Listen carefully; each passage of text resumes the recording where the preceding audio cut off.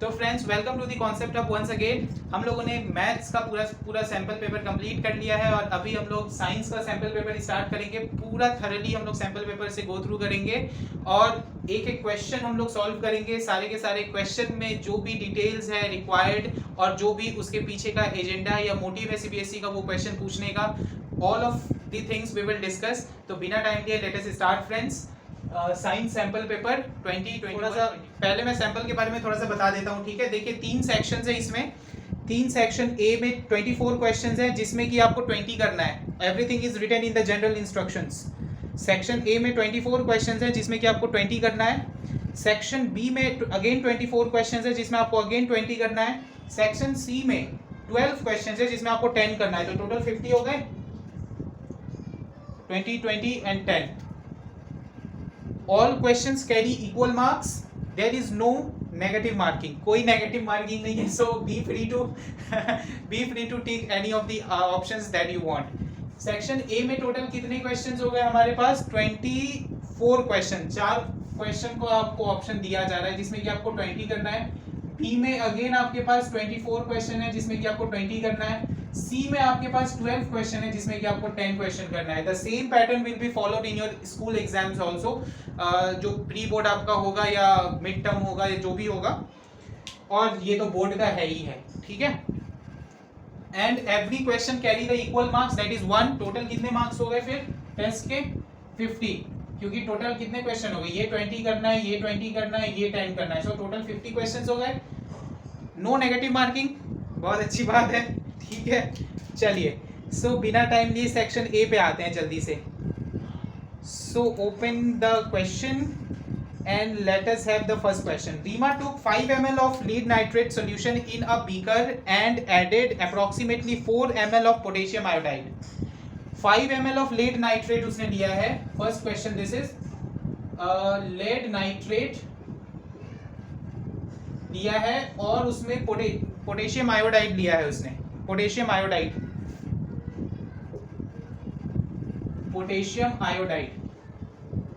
देखिए, अगर आपने एनसीईआरटी का आपको याद है फर्स्ट चैप्टर, तो उसमें ये लेड नाइट्रेट से रिलेटेड 3 इक्वेशंस दिए हुए हैं, ठीक है. जो आयोडाइड के साथ वो रिएक्ट करता है इसमें, if you can remember, this will B which type of reaction it will B?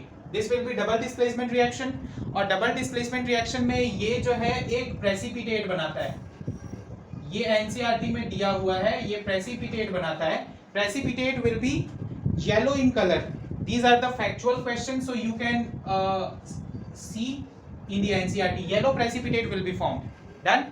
देखिए, इस टाइप के क्वेश्चन पूछने का क्या मकसद है कि आपको थोड़ा सा सब्जेक्ट की अंडरस्टैंडिंग के साथ साथ कुछ फैक्ट्स को का भी पता होना चाहिए, कुछ ऑब्जेक्टिविटी भी आपको पता होनी चाहिए किसी भी रिएक्शन का. So this question is from the first chapter, chemical equation and reactions, ठीक है. The answer will be yellow precipitate was formed, B option.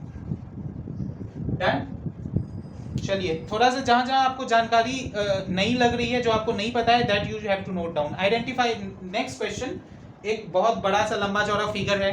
ये फिगर आपके एनसीईआरटी में ही दिया हुआ है actually. If you will go to the chapter number 1, reaction वाला chapter, उसमें ये फिगर दिया हुआ है. So identify gas A in the following experiment. क्या क्या इसमें मिक्सअप करना है? If you can see the figure, zinc granules plus sulphuric acid. Deal हम सेकेंड में कर रहे हैं. Zinc granules plus sulphuric acid, ये डेल है. जिंक ग्रैनुअल का Zn हो जाएगा, सल्फ्यूरिक एसिड का H2SO4 हो जाएगा, एंड दिस इज डेल, यानी डाइल्यूटेड है, कॉन्सेंट्रेटेड नहीं लिया है हमने. तो क्या करेगा ये बताइए, क्या होगा ये? सिंपल सी बात है, ये जो हाइड्रोजन है, very good, ZnSO4 plus H2 gas. H2 gas ये इवॉल्व होगा, ठीक है. और ये H2 गैस इवॉल्व हो रहा है, that's why one pop sound is given. See, उसके हाथ के पास जो ऐसा दिख रहा है ना, ये जो बज रहा है वो पॉप स्ट्रक्चर, ये H2 गैस की वजह से ही है, ठीक है. So what will be the answer? Hydrogen gas. Which gas is formed? Hydrogen gas, ठीक है. So option number B is the correct option for question number 2. Let us have question number 3. The third question is, देखिए थोड़ा सा CBSE ने आप जो भी you are reading the things, थोड़ा सा उसको माइन्यूटली पढ़ने की जरूरत है, ठीक है, क्योंकि डिटेल्ड में क्वेश्चन मतलब ऐसे ऊपर ऊपर क्वेश्चन नहीं पूछ रही। देखिए आप ये क्वेश्चन देखिए, आपको समझ आएगा। क्वेश्चन नंबर 3 इज, मेटल के साथ अगर हम डिल हाइड्रोक्लोरिक एसिड को अगर हम लोग रिएक्ट करवाते हैं, then it is formed metal salt and gas, यही बोला जा रहा है। थर्ड क्वेश्चन इज, एक ग्राफ जो दिया हुआ है उसमें मेटल के साथ अगर आप डिल HCl को combine, if you will combine this, then what is formed? Metal salt plus gas. Metal salt plus gas, एक अच्छा पहले तो ऑप्शन देख लेते हैं। which of the following two combinations are correct? देखिए मेटल अगर हम कॉपर लें तो गैस इवॉल्व होगा, यस। मेटल अगर हम कॉपर लें और HCl के साथ रिएक्ट करें, will the reaction will take place? Will the reaction take place in this case? Tell me. क्या कॉपर के पास इतनी कैपेबिलिटी है कि वो हाइड्रोजन को यहां से डिस्प्लेस कर देगा? इट हैज नो कैपेबिलिटी, क्योंकि कॉपर रिएक्टिविटी सीरीज में हाइड्रोजन के भी नीचे आता है। If you can recall, H के नीचे आता है Cu, राइट? H के नीचे आता है Cu, उसके बाद आता है Hg, Ag, उसके बाद आता है Au, और इसके ऊपर का पूरा मैं लिख ही देता हूं।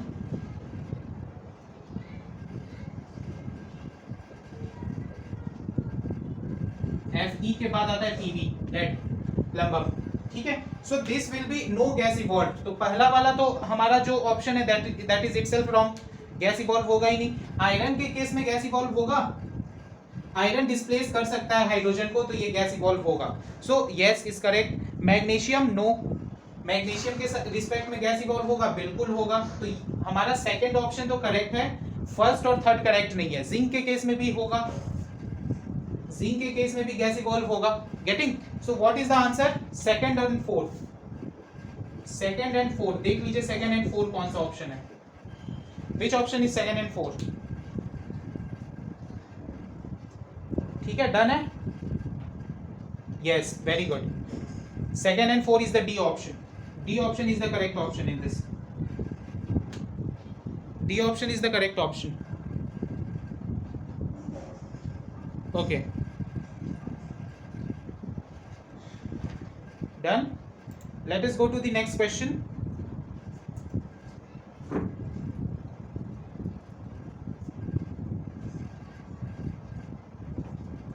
Let us go to the next question. Question number 4 is, which of the following correctly presented a balanced chemical equation? Which of the following correctly presents a balanced chemical equation? क्या है? Fe plus H2O, Fe plus H2O gives Fe3O4 plus H2, Fe3O4 plus H2। Balanced equation कौन से वाले? Balance equation करना है, बहुत ही आसान सा क्वेश्चन है। यहाँ पे Fe3 है, पहले हम लोग बैलेंसिंग में सबसे पहले हम किसको बैलेंस करते हैं? ऑक्सीजन को। ध्यान रखिएगा, हम सबसे पहले बैलेंस किसको करते हैं? ऑक्सीजन को। पहले तो यहाँ पे आप डायरेक्ट H4 लिख दीजिए, बिना किसी टेंशन के आप यहाँ पे तो 4 लिख दीजिए पहले। Done, this is 4। अब यहाँ पे 4 हो जाने के बाद अब सेकेंड स्टेप में हम किसको बैलेंस करते हैं? हाइड्रोजन को। तो H जब यहाँ पे 4 हो गया तो हाइड्रोजन यहाँ 8 हो गया। यहाँ पे देखिए हाइड्रोजन कितना है? 2 है, तो यहाँ पे भी 4 लिख दीजिए। डन। अब हम किसको बैलेंस करते हैं? F। अब हम F इसको बैलेंस करते हैं, सो यहाँ पे 3 लिख देते हैं। कौन सा आंसर सही है? 3Fe 4H2O, Fe3O4 4H2। B option is correct.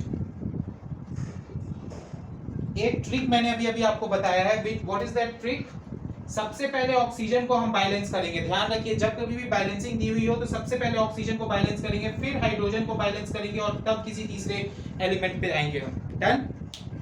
So the answer will be B.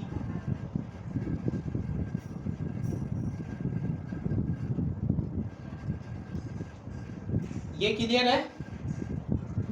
3Fe 4H2O, Fe3O4 and 4H2. Option number B is the correct option. Done? Should we proceed now?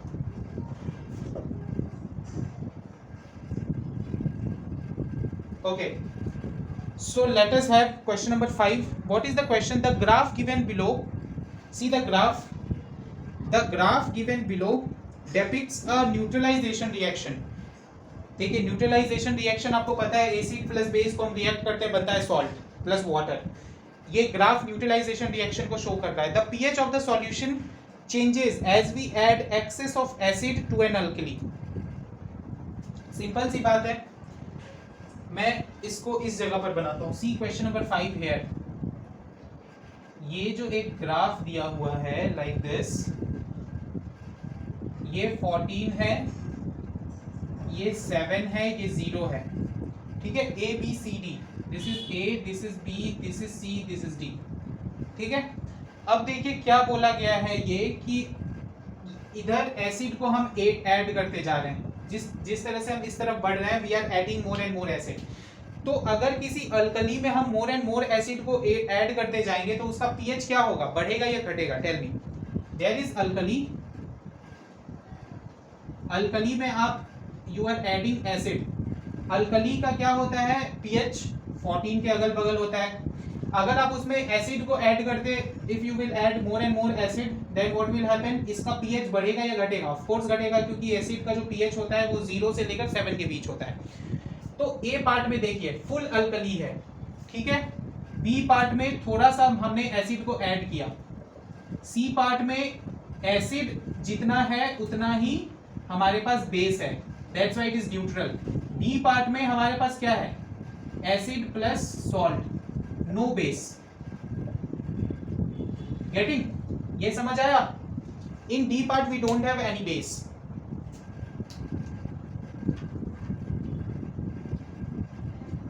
Done?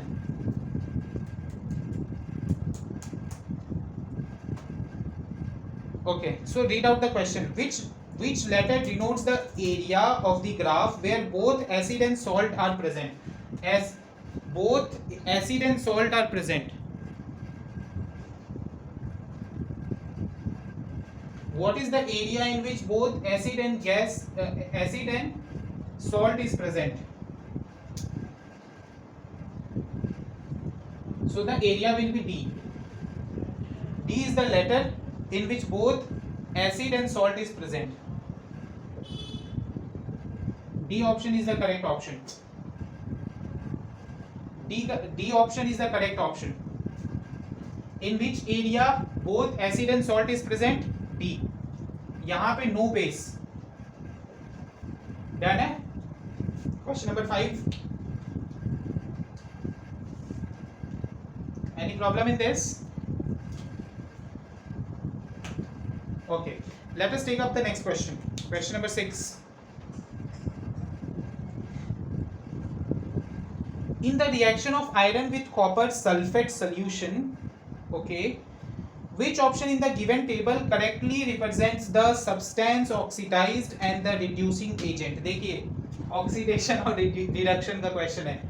CuSO4 plus Fe gives Cu plus FeSO4.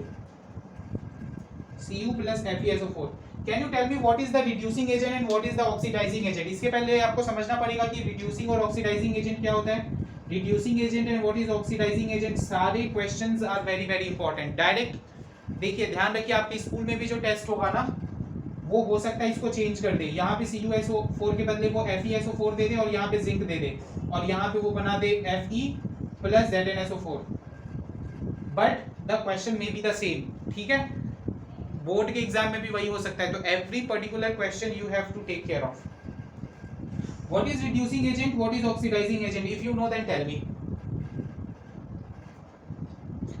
Reducing agent उसको बोलते हैं जो दूसरे को reduce कर देता है. मतलब ऑक्सीडेशन मतलब क्या हुआ? What is oxidation? Addition of oxygen. What is reduction? Oxygen का रिमूवल. जहां से ऑक्सीजन हट जाता है उसको रिडक्शन बोलते हैं, जहां पे ऑक्सीजन ऐड हो जाता है उसको हम लोग बोलते हैं ऑक्सीडेशन. तो रिड्यूसिंग एजेंट कौन होता है? जो कि दूसरे से ऑक्सीजन को हटा दे. अब देखिए यहाँ पर Fe है, Fe यहां से FeSO4 बना ले रहा है. Fe क्या हुआ? खुद ऑक्सीडाइज हो गया, देखिए Fe यहां से यहां पर पहुंचने के बाद खुद ऑक्सीडाइज हो गया, इसमें ऑक्सीजन ऐड हो गया, so Fe is oxidized, Fe is oxidized.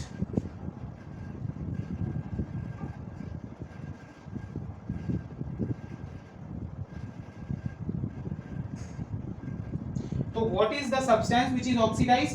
Fe is oxidised.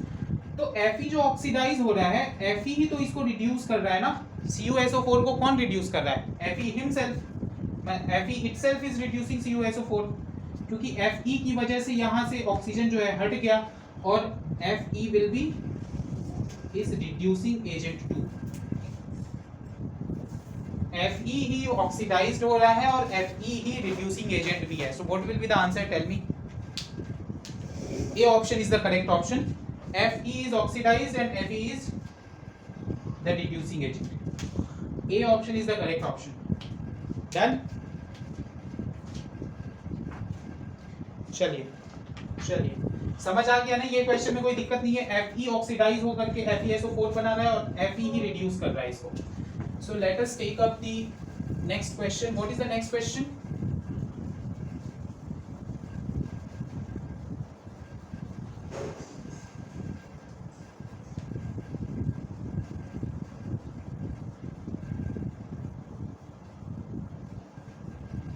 सारे क्वेश्चंस को अपने नोटबुक में बनाते भी रहिए, ठीक है? हाँ, ताकि क्लास के बाद आप जब दोबारा उन सारे, क्योंकि ये क्वेश्चंस तो आपके पास हमेशा रहेंगे, तो क्लास के बाद जब आप दोबारा इन क्वेश्चंस पे जाएं तो आपको अच्छे से समझ भी आए। Question number 7, let us take up question number 7 first. What is the question? The chemical reaction between copper and oxygen can be categorised as. बहुत ही सिंपल सा क्वेश्चन है। कॉपर प्लस ऑक्सीजन क्या बनाता है? CuO बनाता है, copper oxide. What is the reaction? Combination reaction. Direct इससे अब आसान क्वेश्चन क्या हो सकता है? This is the combination reaction, right? Question number 8, which of the given options correctly represents the parent acid and base of calcium carbonate? A good question. Which of the given questions correctly represents the parent acid and the base? देखिए, parent acid and parent base, ये क्या होता है कि parent acid और parent base उसको बोलते हैं जिन दो एसिड और बेस की वजह से वो सॉल्ट बना है। गेटिंग? सो सॉल्ट क्या है अपने पास? CaCO3, कैल्शियम कार्बोनेट सॉल्ट है। तो ये कैल्शियम कार्बोनेट कौन से एसिड और कौन से बेस की वजह से बना हुआ होगा? Can you tell me? कौन सा एसिड और कौन सा बेस की? Acid will be H2CO3, base will be CaOH2। तभी तो जा करके ये यहाँ से CO3 हटेगा तो ये Ca के साथ मिल जाएगा, then it will B CaCO3, और ये H2 और ये OH मिल करके क्या हमारे पास वाटर बना देगा। सो दिस इज कार्बनिक acid, this is which base is it? इसको हम लोग बोलते हैं स्लेक्ट लाइम आल्सो, पता है ना? क्विक लाइम होता है CaO, स्लेक्ट लाइम होता है ये, एंड लाइम स्टोन क्या होता है? CaCO3। This is lime stone, इसको हम लोग मार्बल भी बोलते हैं। Getting? So the answer will be H2CO3 and CaOH2। Option number B, option number B is the correct option. Let us take up the next question.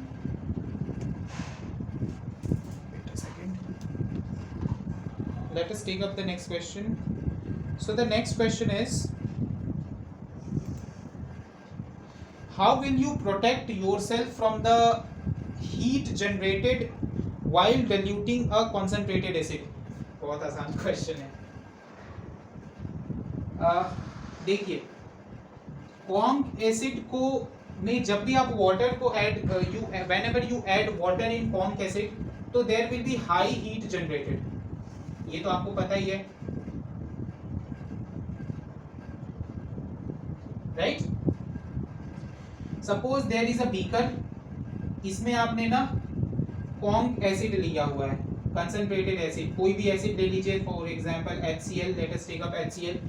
तो इसको हमें dilute करना है, कॉन्क से हमें क्या करना है, डाइल्यूट करना है। डाइल्यूट का मतलब इसमें वाटर ऐड करना है। हम कैसे ऐड करते हैं वाटर? देखिए दो ऑप्शन है, एक तो आप एसिड में वाटर डाल दीजिए, और दूसरा ऑप्शन है आप वाटर लीजिए और उसमें एसिड डालिए।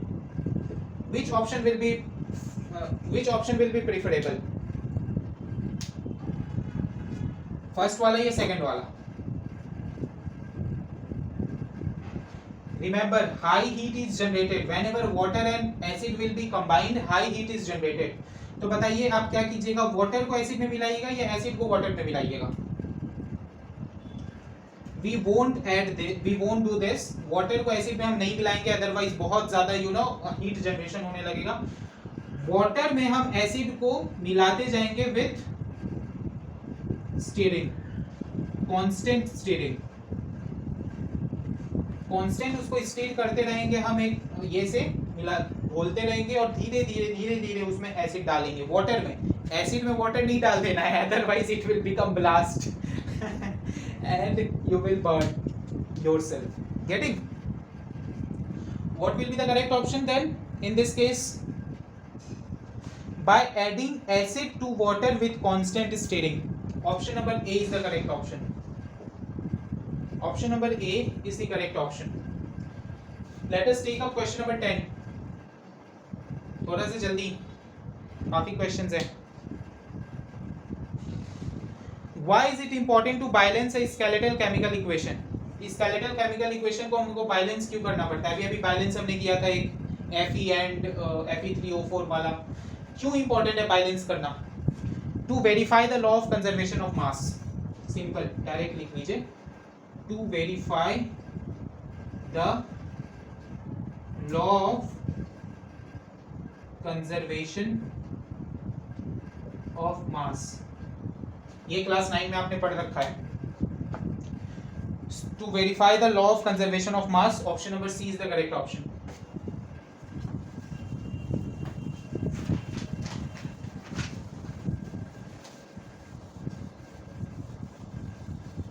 समझ आ रहा है? चलिए, कैसे क्वेश्चंस हैं? क्वेश्चंस कैसे हैं? ऐसे ही क्वेश्चंस आपके बोर्ड में भी आने वाले हैं, remember this.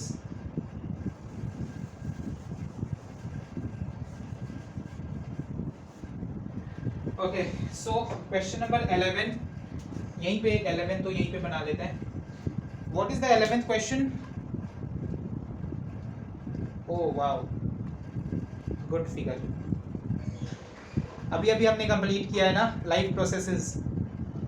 So the question is, carefully study the diagram of the human respiratory system ABCD दिया हुआ है इसमें with labels ABCD। चलिए ABCD नहीं, यहाँ 1 2 3 4 है।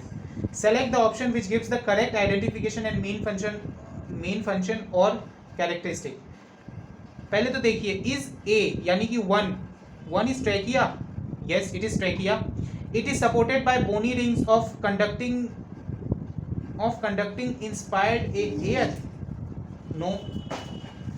Trachea bony rings से तो this is the kind of rings तो होते हैं, but that is not the conducting inspired air. Next is ribs. Is the B is rib? Okay. Cut end of the rib. Okay, fine. There. This is the rib. When we breathe out, ribs are lifted. No connection. We can't say this. Alveoli, thin-walled sac-like structures for exchange of gases. Yes. Alveoli are the thin-walled sac-like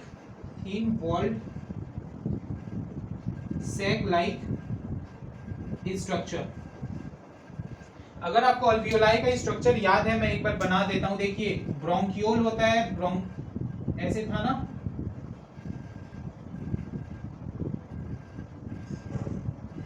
ये छोटे छोटे यहाँ पे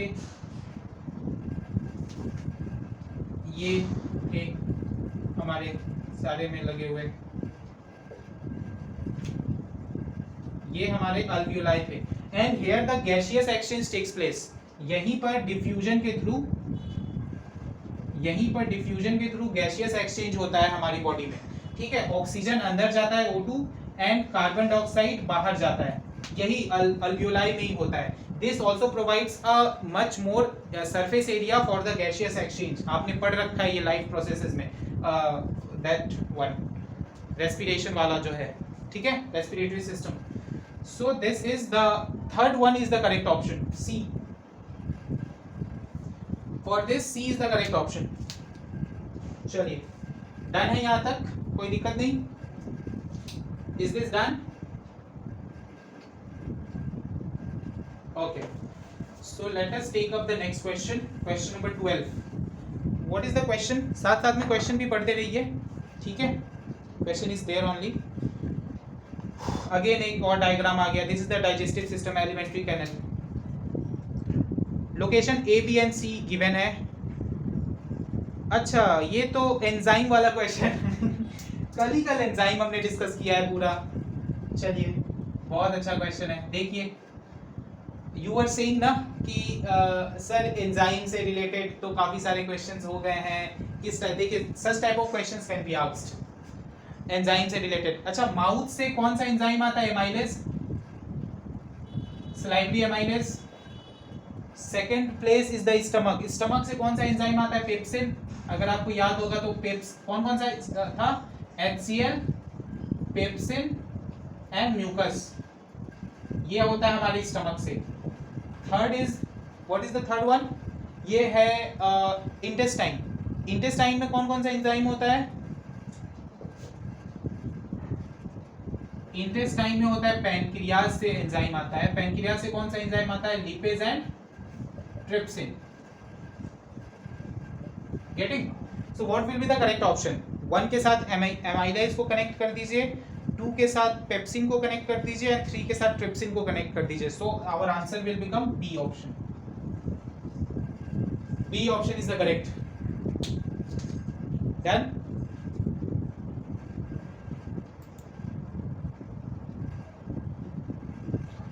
Opening and closing of stomatal pores depends on, opening and closing of stomatal pores किस पे depend करता है? How many water is there, है ना, inside the leaf. So water content in the guard cells,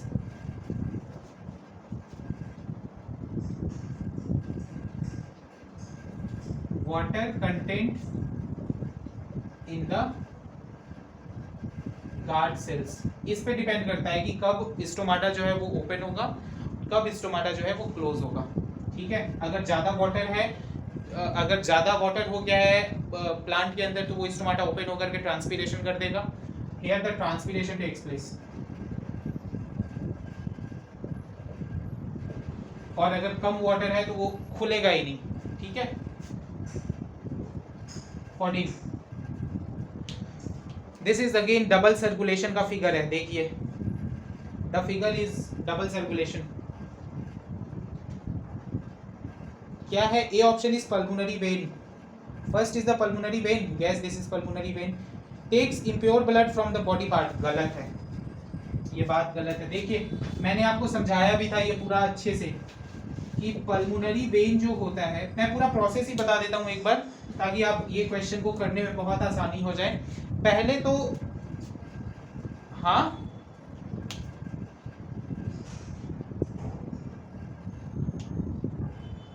okay, देखिए मैंने ये पूरा प्रोसेस आपको बताया हुआ है।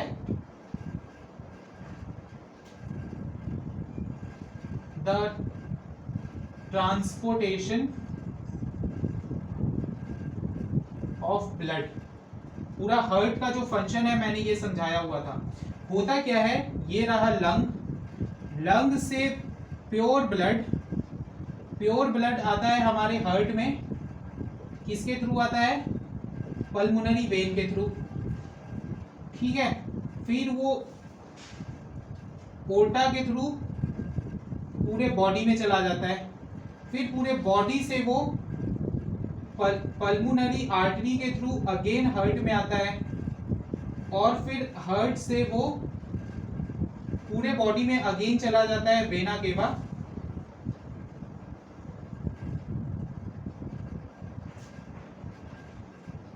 पल्मोनरी आर्टरी के थ्रू हार्ट में नहीं आता, पल्मोनरी आर्टरी के थ्रू ये लंग्स में जाता है अगेन, और लंग्स से ये हार्ट में आता है पल्मोनरी आर्टरी के थ्रू, और फिर वो हार्ट से जो भी नहीं दिस वाज करेक्ट, पूरे बॉडी से जो डीऑक्सीजनेटेड ब्लड होता है वो हार्ट में आता है, और हार्ट के थ्रू वो फिर हार्ट से वेना केवा के थ्रू वो लंग्स में जाता है फॉर प्यूरिफिकेशन। तो this is the whole process of the transportation. तो अभी देखिए इसमें क्या पूछा गया है, lung to heart, pulmonary artery takes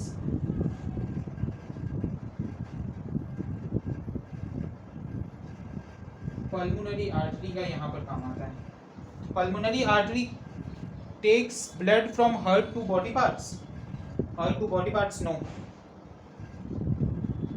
vena cava takes blood from body parts to right auricle, vena cava right auricle, yes this is the correct option. Vena cava पूरे body से ब्लड को कहां पर लेकर नहीं this is also wrong. Pulmonary artery take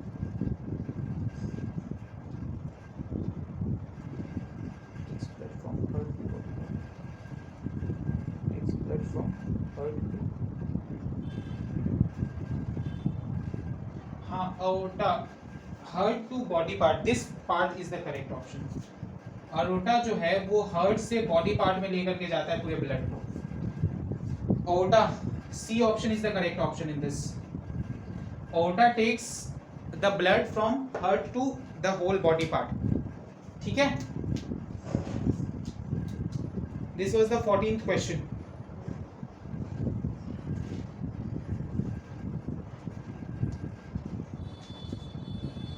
15th one, समझ आया ये? देखिए ये मैंने लंग से आया हार्ट में, हार्ट से बॉडी में गया, बॉडी से वापस हार्ट में आता है डीऑक्सीजनेटेड ब्लड, और हार्ट से फिर लंग्स में वापस जाता है, ठीक है। फिर ये साइकिल कंप्लीट हो जाता है, लंग से फिर आएगा हार्ट में, ये पूरा साइकिल है। तो दो बार आया हार्ट में ना ब्लड, एक बार यहाँ पर आया और एक बार यहाँ पर आया हार्ट में, so that's why it is called double circulation, ठीक है। By the way, the answer will be aorta। So what is the 15th one? Identify the phase of circulation which is represented in the diagram of heart given below।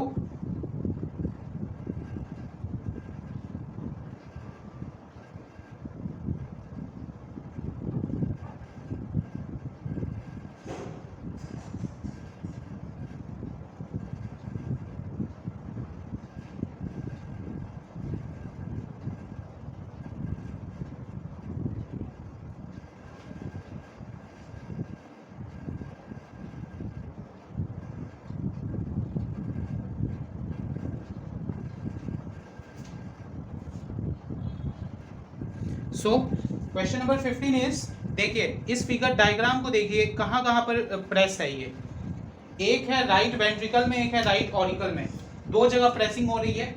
तो अगर right ventricle से एक है right ventricle में pressing और एक है left ventricle में प्रेसिंग, अगर राइट वेंट्रिकल से प्रेस होगा तो ब्लड किधर जाएगा? अगर राइट वेंट्रिकल से प्रेस होता है तो ब्लड कहाँ जाएगा? तो ब्लड कहाँ जाएगा? ब्लड जाएगा हमारे लंग्स में फॉर ऑक्सीजनेशन, ठीक है, अगर राइट वेंट्रिकल से होता है। अगर लेफ्ट वेंट्रिकल से प्रेस होता है, ब्लड पंप होता है, तो वो हमारी पूरी बॉडी में जाएगा, because this is the oxygenated blood. ये जो ब्लड है जो लेफ्ट वेंट्रिकल से ऊपर की ओर जाएगा, that is the oxygenated blood. So what will be our correct option in this? Blood is transferred to lungs for oxygenation and is pumped into various organs simultaneously। Option number B is the correct option in this case। दोनों काम एक साथ हो रहा है, right ventricle से जो blood pump हो रहा है वो जा रहा है लंग्स ऑक्सीजनेशन के लिए, और लेफ्ट वेंट्रिकल से जो हो रहा है वो जा रहा है बॉडी। ओके, ये समझ आया। राइट वेंट्रिकल से जब ब्लड जाएगा वो जाएगा लंग्स में ऑक्सीजनेशन के लिए, और लेफ्ट वेंट्रिकल से जो है वो ब्लड जाएगा बॉडी में, दैट इज इटसेल्फ ऑक्सीजनेटेड, पूरी होल बॉडी में ट्रांसफर हो जाएगा ब्लड। ठीक है, समझ आ गया? क्लियर है? क्लियर है अभी?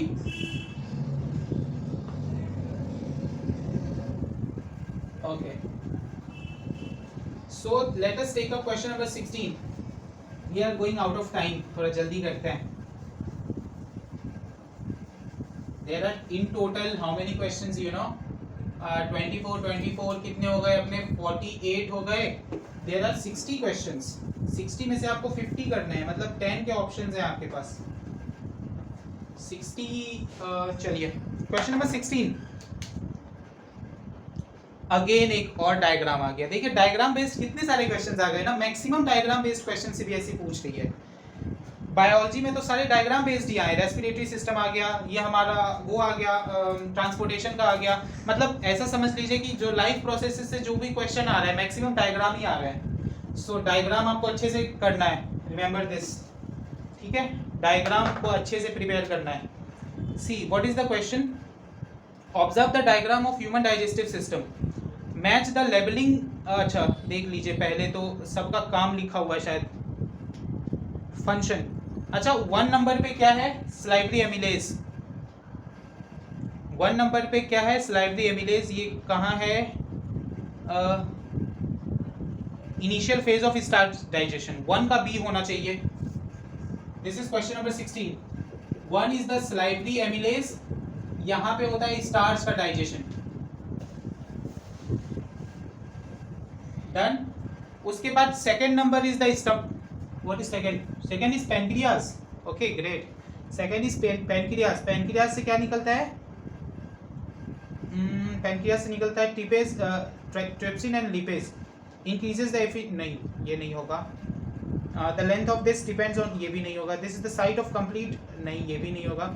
Increases the efficiency of lipase enzyme action. Okay done. Pancreatic juice जो होता है, second is the pancreas and it increases the efficiency of lipase। Lipase का जो एफिशिएंसी है वो पैनक्रियाटिक जूस इंक्रीज कर देता है। तो सेकंड का हमारे पास क्या हो जाएगा? सी। सेकंड इज सी। 1 का है B, 1 is B, second is C. देख लीजिए कोई ऑप्शन मैच हो रहा है? 1 is B, second is C. हाँ हो तो गया, B option is the correct option. अब उतना पूरा चारों पढ़ने की क्या जरूरत है, हमें जल्दी से करना है। ठीक है, let us take up the next question. Which of the following mirror is used by a dentist to examine the small cavity in a patient's teeth? ये डायरेक्ट क्वेश्चन है from the function of mirror. Dentist कौन सा mirror use करते हैं? अगर आपको पता होगा डेंटिस्ट कौन सा मिरर यूज करते हैं, दे यूज कॉन्केव मिरर।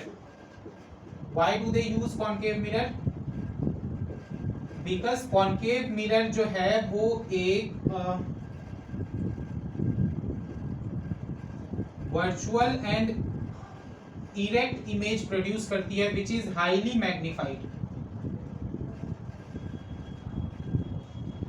है ना। किस केस में? जब हम ऑब्जेक्ट को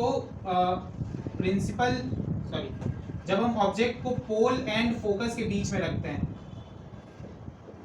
जब हम ऑब्जेक्ट को पोल एंड फोकस के बीच में रखते हैं, ऐसा कुछ कॉन्केव मिरर होता है। This is the focus, this is centre of curvature, this is pole. अगर ऑब्जेक्ट को हम यहाँ पर रखते हैं तो ये कौन सा इमेज बनाती है? Virtual and erect which is highly magnified. See this, ये ऐसा वाला डायग्राम हमने किया हुआ है, कोई दिक्कत वाली बात नहीं।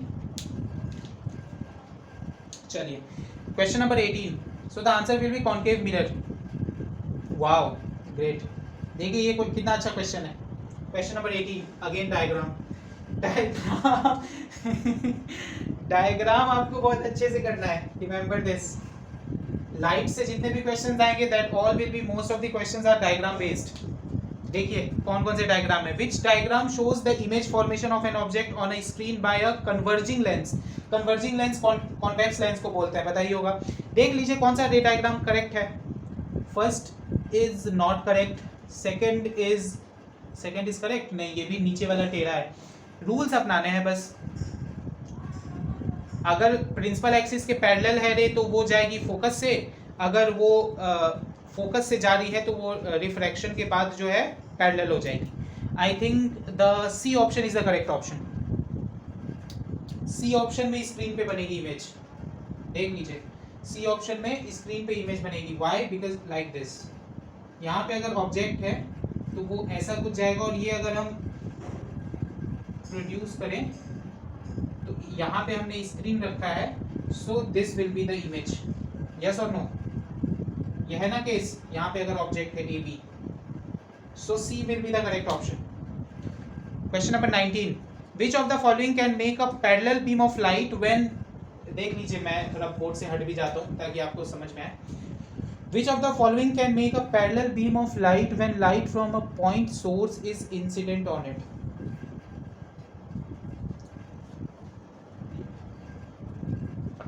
बहुत ही सिंपल सा क्वेश्चन है. क्वेश्चन पढ़िए गौर से, थोड़ा आराम से, आपको आंसर खुद ब खुद मिल जाएगा.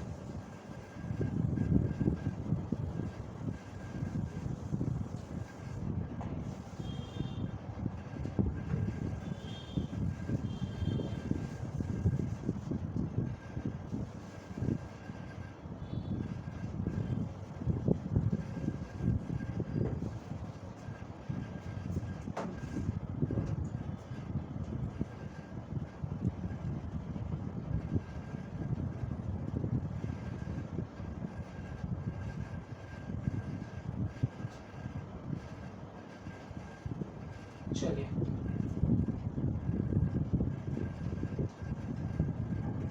सो क्वेश्चन नंबर 19 इज, अगर एक हम पॉइंट से सपोज एक हम पॉइंट से रे डालते हैं तो कौन से केस में it will become the parallel beam of light after. अच्छा, अगर ये ऐसा कोई रे है तो ऐसा हम बीच में यहां पर मैं क्या ऐसा दे दूं कि उसके बाद रे जो है ऐसा जाए पैरेलल. मैं क्या डालूं बीच में, बताइए. दो मिरर है हमारे पास, कॉनकेव एंड कॉन्वेक्स. कॉनकेव को अगर मैं डाल दूं ऐसा अगर मैं डाल दूं तो ये पैरेलल होगा. Yes, it will go parallel.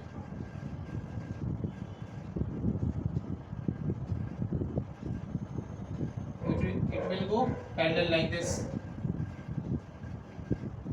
ठीक है. और convex lens, this is the concave mirror.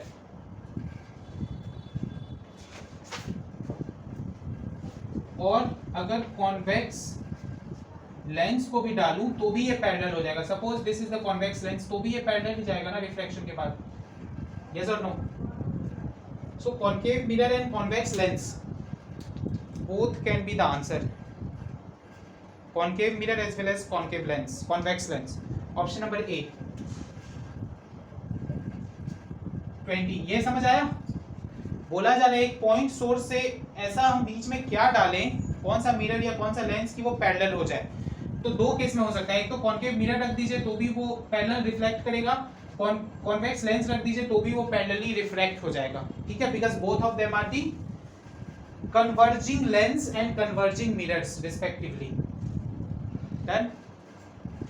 तो ये रेज को कन्वर्ज कर दे रहा है, सटा दे रहा है, अगल बगल ला दे रहा है. Now the next question.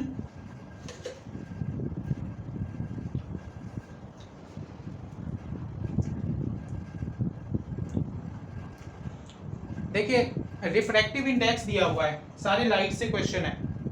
Glass का 1.52, ग्लास का 1.52, एयर का दिया हुआ है 1.0003 और वाटर का दिया हुआ है 1.33. The question is speed of light. अगर ग्लास का इतना रिफ्रैक्टिव इंडेक्स है, एयर का इतना इतना वाटर का है, सिंपल सा लॉजिक लगा के बताइए कि एयर स्पीड ऑफ लाइट किस में ज्यादा होगी, एयर में, वाटर में या ग्लास में। याद रखिए रिफ्रैक्टिव इंडेक्स जितना ज्यादा होगा स्पीड ऑफ लाइट उतना ही कम होगा। More will be the refractive index, less will be the speed of light. Air में सबसे ज्यादा स्पीड ऑफ लाइट होगी क्योंकि इसका रिफ्रैक्टिव इंडेक्स सबसे कम है। So air, then water, then glass. पता ऐसे भी चल रहा है because this is the rare medium, ये कंपैरेटिवली डेंसर है इससे, बट इससे तो रेयर है ही। So this is the denser, उसके बाद ये डेंसेस्ट है, the most denser is glass. So the answer will be the speed of light in air, then water, then glass. C option is the correct option. 21. A beam of red light and the beam of violet light are incident at the same angle on inclined surface of a prism. देखिए prism से question आ गया। This is the prism. चलिए दो case में मैं prism बताता हूँ। एक बार हम प्रिज्म में कौन सा डाल रहे हैं, रेड, एक बार हम प्रिज्म में डाल रहे हैं वायलेट। ठीक है, तो बोला जा रहा है कि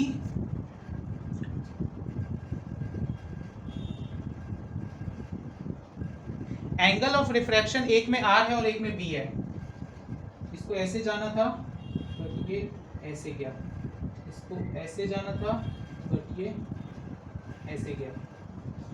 so the angle of refraction is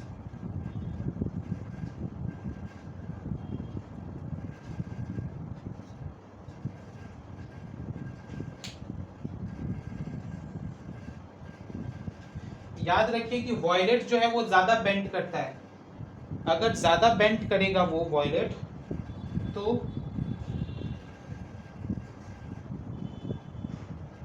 refractive index, angle of refraction किसमें ज्यादा होगा, एंगल ऑफ रिफ्रैक्शन किसमें ज्यादा होगा ये पूछा गया है। आर विल बी ग्रेटर और वी विल बी ग्रेटर, या फिर दोनों इक्वल होंगे। मैंने बताया हुआ है कि जब भी प्रिज्म से कोई भी लाइट को, व्हाइट लाइट को हम रिफ्लेक्ट करते हैं तो ऐसा कुछ 7 स्पेक्ट्रम में वो डिवाइड हो जाता है और सबसे ऊपर जो होता है वो रेड होता है, सबसे नीचे होता है वॉयलेट। तो वॉयलेट में मैक्सिमम एंगल ऑफ रिफ्रैक्शन होता है। ठीक है, मैक्सिमम एंगल ऑफ रिफ्रैक्शन किस में होता है, वॉयलेट में।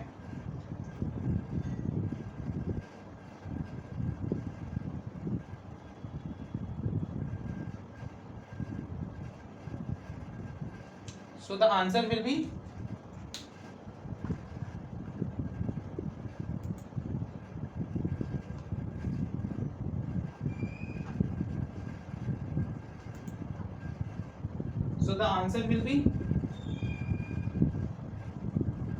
V will be greater. Angle of refraction जो है वो V में ज्यादा होगा इन कंपैरिजन टू R। ठीक है, done.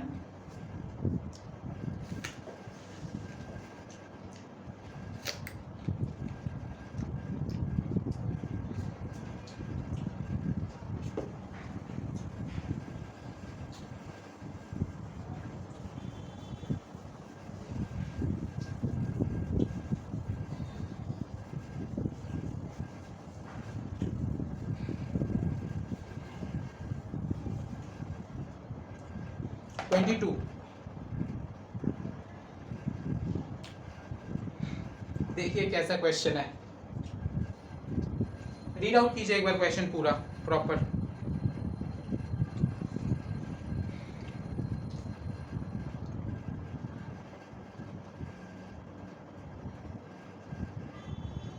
Examine the above figure and state which of the following option is correct. 22. एक कॉन्केव मिरर बनाया है इसने, फिर उसके बाद F लिखा है यहाँ, फिर लिखा है C is at the 6 units left। अच्छा, 1 small box is equals to 1 centimetre, तो C कितने सेंटीमीटर पे है, 1 2 3 4 5 6 6 सेंटीमीटर पे है, तो F कितना हो जाएगा अपना 3 सेंटीमीटर। ठीक है, तो C में ऑब्जेक्ट को इसने प्लेस किया है। बस इमेज फॉर्मेशन का क्वेश्चन है। C में जब कोई ऑब्जेक्ट प्लेस्ड होता है तो इमेज कहाँ पे बनता है, देख लेते हैं बना करके। सिंपल C में ही बनता है वो, अगर आपको पता है तो C में ही इमेज बनता है। ओके, ऐसा कुछ, this will be like this. अगर हम ऐसे पास करते हैं so it will be here, image will be real and inverted, same size and at C। तो जब सेम साइज और एट C हो जाएगा तो मैग्निफिकेशन पूछा जा रहा है। इसमें मैग्निफिकेशन क्या हो जाएगा, मैग्निफिकेशन क्योंकि ये नीचे की ओर है, सेम साइज है, तो -1 हो जाएगा। मैग्निफिकेशन का फॉर्मूला क्या होता है, height of the image upon height of the object. Height of the image is equals to height of the object, but नीचे है तो नीचे तो हम माइनस में लेते हैं, साइन कन्वेंशन अगर आपको याद होगा। So magnification will be -1, one thing. उसके बाद नेक्स्ट क्या हो जाता है, the mirror has the focal length -3 centimetre, the mirror has the focal length -6 centimetre. Focal length is -3 centimetre क्योंकि centre of curvature, radius of curvature है -6 centimetre, focal length जो है -3 ही है। What will be the answer, -1 and -3। B option is the correct option, B option is the correct option. Let us take up question number 23 then.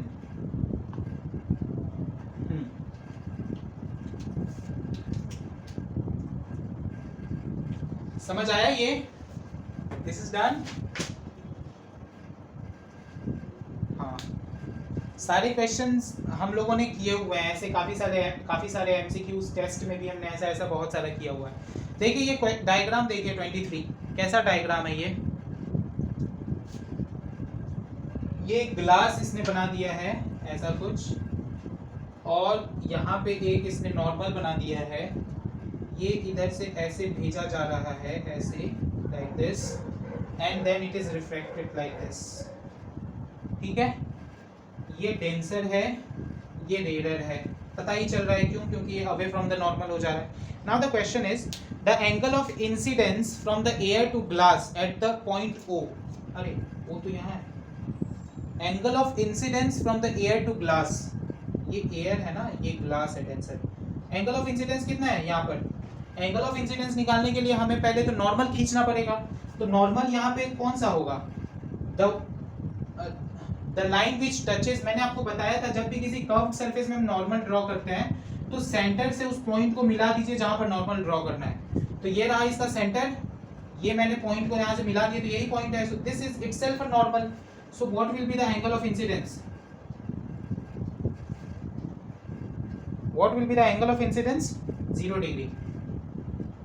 Angle of incidence 0 degree है, तभी तो angle of refraction भी 0 degree होगा, तभी तो O वाले point पे no refraction is taking place, क्योंकि एंगल ऑफ इंसिडेंस 0 डिग्री है। ठीक है,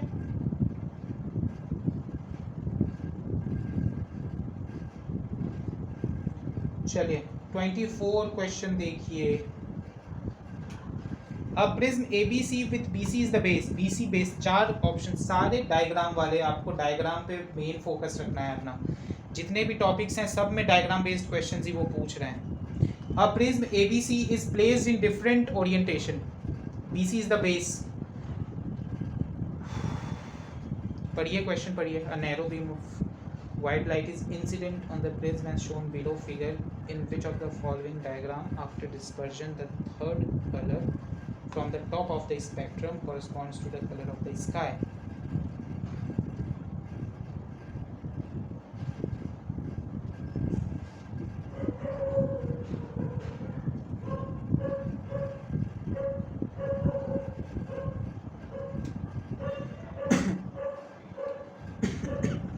This option will be B.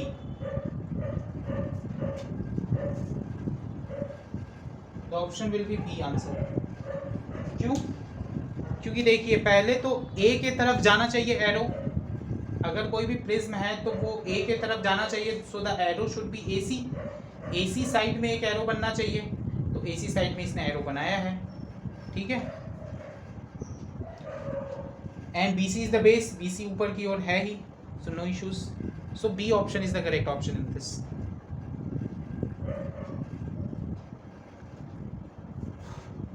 चलिए section A, here we end our section A, ठीक है।